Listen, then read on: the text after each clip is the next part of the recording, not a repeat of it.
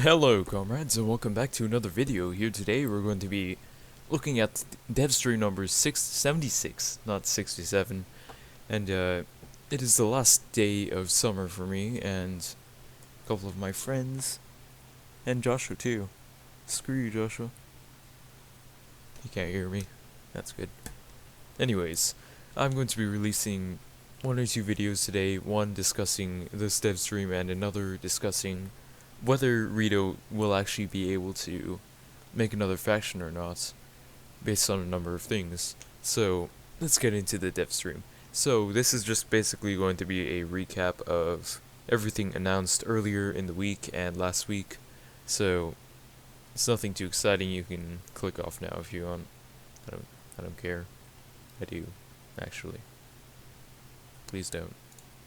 So first off, we have the M10 Wolverine tank destroyer. So this is the M10 tank destroyer. It was developed in 1942. It is basically Sherman hull without the bow gun, and they fitted a new turret and a 3-inch gun on it. Yep. So basically, I think it has the 76mm cannon. Yeah, it does. It's like a mini Hellcat, like I've said before. I'll show you the tank cannon sound over here. Meet up, because if it had to be used in a realistic way, it wouldn't be fun in the game. So what they're talking about is the loss? No, not loss. Absence of the 50 cal on the back of the M10 turret, which is supposed to be right here.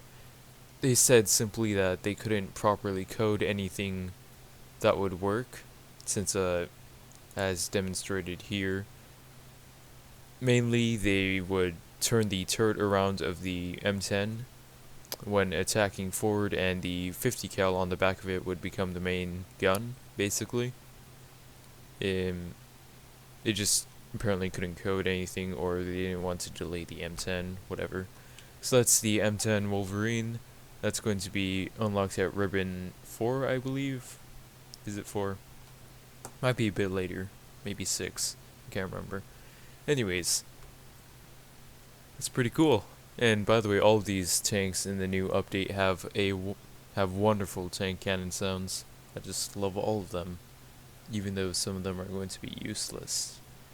So next up we have the M4A3E2 Jumbo Sherman at 1010. By the way, I'm using timestamps from Champion. He's in the comments section. Just look for that if you want. Tank then. Yeah. Okay. More toys. More toys.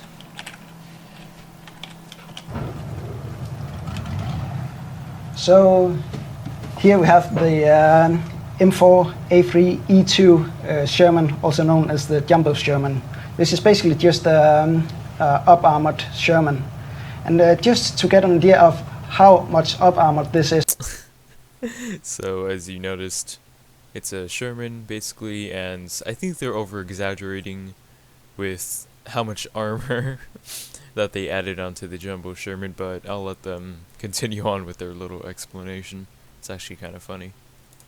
I'll just take a moment of the camera.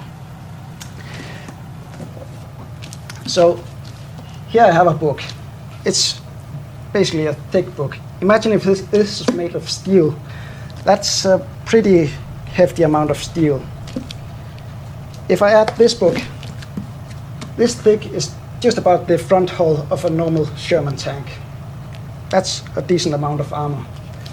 Now let's add some more armor to this. And we'll add some more armor to this. Do you need a hand holding the Yes, please armor? hold that. And we'll just add this one. This is the amount of armor on the front hull of the Jumbo Sherman. That's quite a lot of armor. Then they added even more on the mantlet on the turret, which made it this thick at its thickest point. That's a lot of armor. and that's heavy. That So, this is supposedly how much armor the Jumbo Sherman has added on it now. And keep in mind that this is supposed to be facing up against Tiger 1 tanks and possibly even Tiger 2s. Jeez, dude. I still think that the Jumbo Sherman is going to get ripped on by everything else, but, you know, whatever, dude. We'll have to see if it gets cooked by the Tiger 1 or not. So, next up, we have the... Oh yeah, this is going to be unlocked at Ribbon 9, I believe. Similar to the KV-85. Maybe 10. I don't know. It might be even with the Tiger 1. Either Ribbon 9 or 10. No idea how much it's going to be priced for, as they have not released any of the prices for the upcoming tanks. So, next up, we have the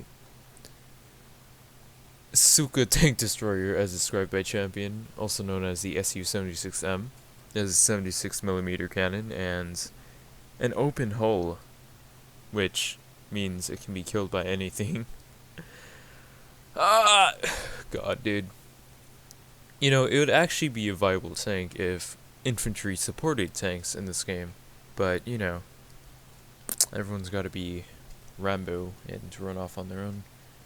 But anyways, oh yeah, by the way, I know this series is called Weekly Report, but I only really make reports if there's a dev stream, so that's fun.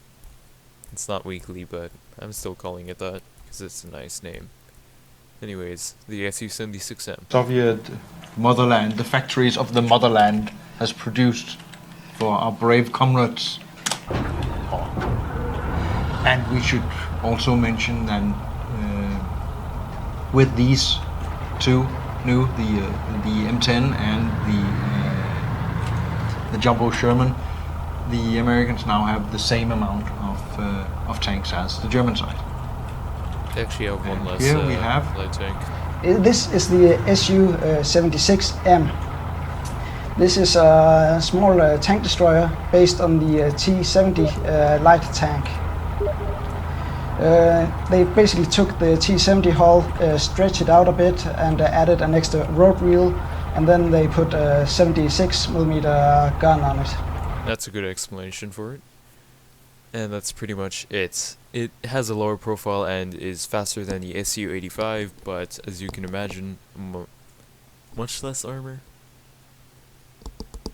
Yeah, a lot less armor, so it's still going to be cooked on and probably will become the worst tank destroyer in the game. I don't know, dude. Interesting. I'm probably not going to get this. I've been saving up for the KV-85 anyways, so not much to say about this. T-70 hull that's been stretched out with 76mm cannon, and that's pretty much it. So next up we have the T-28, and I like to call it the Magic School Bus, and you'll see why in a second if you haven't seen the T-28 yet.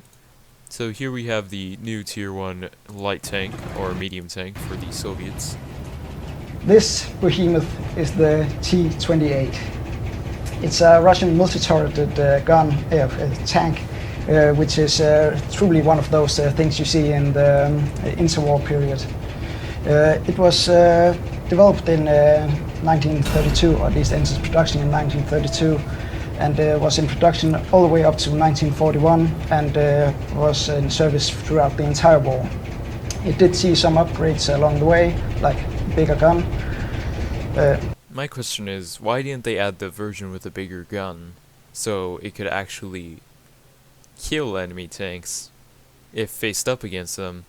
Now obviously this is not going to be used as a tank v tank mano a mano thing, just Magic School Bus, yeah. It's definitely going to be a party tank with 5 seats in it, 2 in the turrets, 1 behind the main driver, similar to the IS-2 turrets and the IS-1 turret and the KV-85 turret. Yeah, it has a turret behind it, and 1 right. Let's see if I can get a better angle on it. 1 right there. I think that's a gun.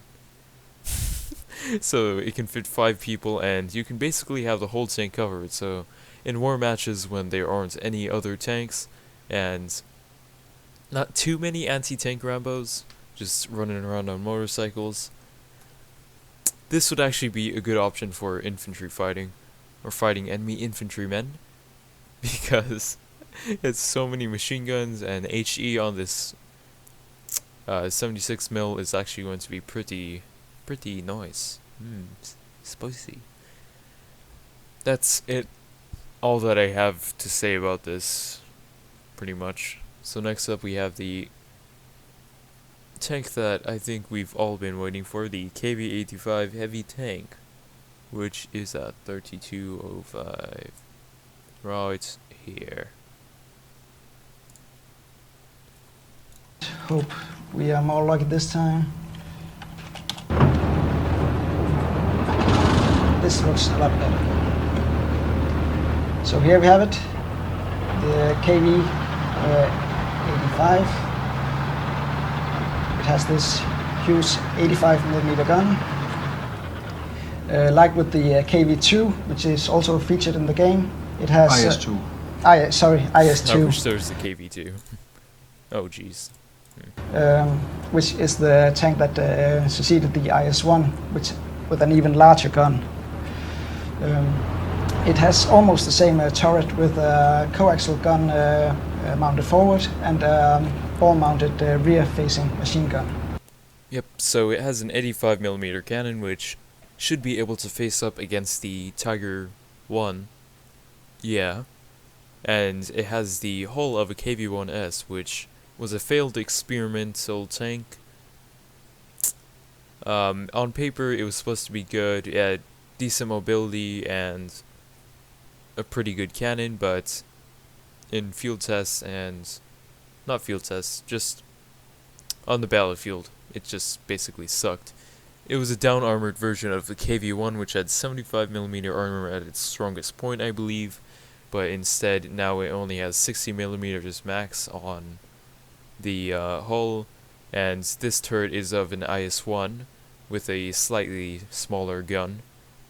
As you can see, trademark of IS turrets right here, or the IS-2 turret, the backwards facing machine gun.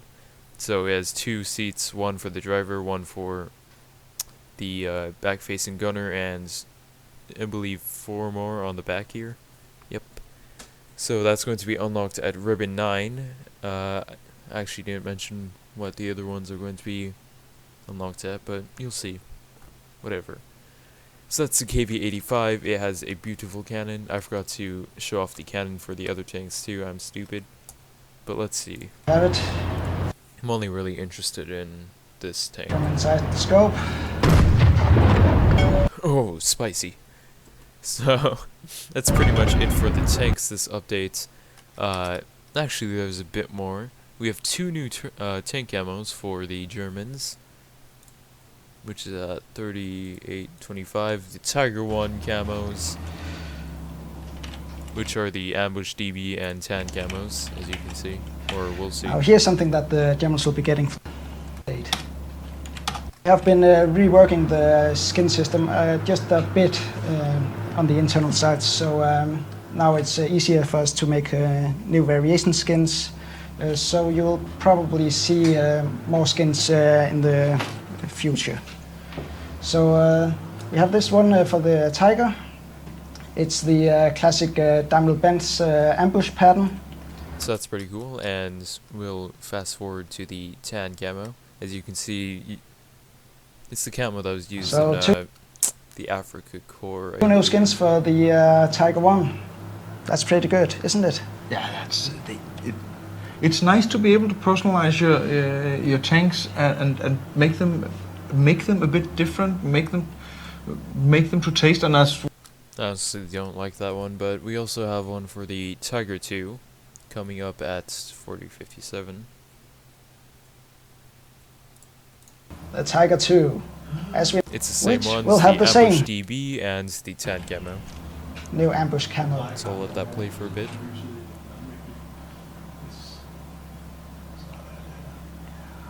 yeah. It looks awesome. gigantic cannon, giant tank, giant cannon. And this, of course, also have a tan version. So Yep, so that's fun. So that's pretty much it that has been revealed on the action game side of the update. So basically there's going to be some strategy game updates, such as adding 650 plus battlefields for less congestion or something. I can't remember what it was for, but there are more battlefields being added on the war map, and you can now select multiple assault teams for moving as a group and various other things. You can read the changelog when it comes out. So thanks so much for watching, and I hope I saved you a little bit of time. So instead of scrolling through it yourself, just some highlights here for you. It's pretty good. So I'll see you next time, which is probably going to be the faction video. Suka later, comrades, and see you outside.